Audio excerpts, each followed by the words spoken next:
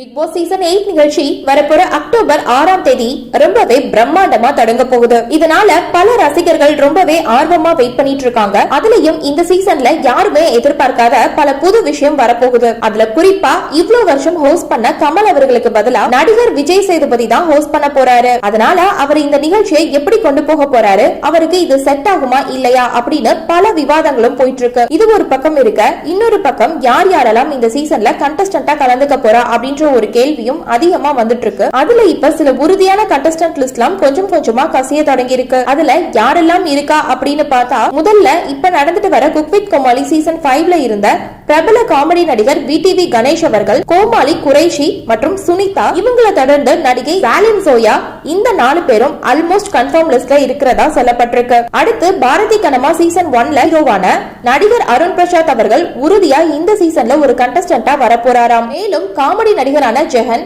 அதே மாதிரி நடிகர் ரஞ்சித், வில்லன் நடிகர் ரியாஸ் கான், நடிகை பூனம் பாஜ்வா போன்ற பிரபலங்கள் கலந்துக்க அதிகமான வாய்ப்பு உள்ளதா சொல்லியிருக்காங்க. இவங்களை தொடர்ந்து ஆங்கர் மாகாப்பா பேரும் சொல்லிட்டு வராங்க. ஆனா இவர் வராரா இல்லையா அப்படின்றது கடைசி நிமிஷத்துல தான் தெரியும்.